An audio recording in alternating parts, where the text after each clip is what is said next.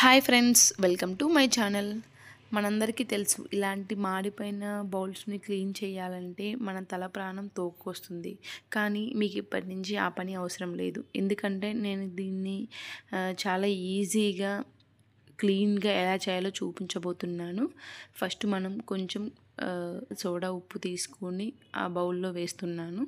దాంతోపాటు white వెనిగర్ని add చేస్తున్నాను. చూడండి, ఇది దగ్గరలో ఉన్న కిరాణా షాపులలో కూడా దొరుకుతుంది. వైట్ వెనిగర్ అనేది యాడ్ చేసుకొని నీట్గా బౌల్ చుట్టూ తిప్పుకోవాలి, ఆ మాడింది మొత్తం కవర్ అయ్యేలాగా.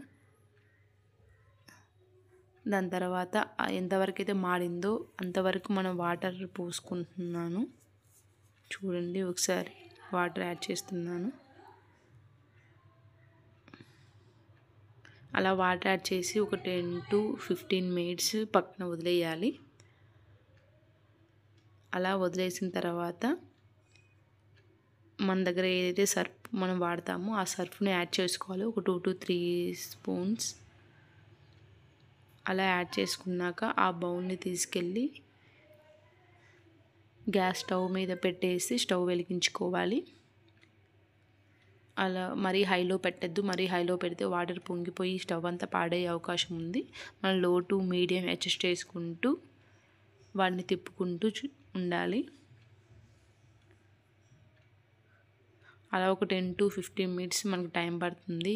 మొత్తం ఏదైతే మాడిపోయిందో అదంతా పైకి తేలడానికి. మధ్య మధ్యలో గంట పెట్టు తిప్పుతూ ఉండాలి. ఏదైతే కింద మాడిందో అది చక్కలుగా పైకి లేసి వస్తుంది మనకు. సో అలా గంటడం అనడం వల్ల త్వరగా రిమూవ్ అవడానికి అవకాశం ఉంది. చూడండి, వాటర్ ఎలా బాయిల్ అవుతున్నాయో.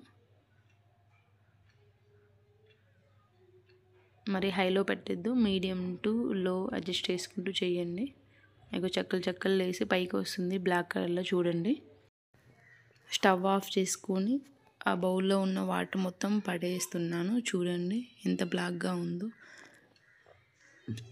దీంట్లోనే తీసుకొని ఒక స్టీల్ స్క్రబ్బర్ సహాయంతో నీట్గా క్లీన్ చేస్తున్నాను.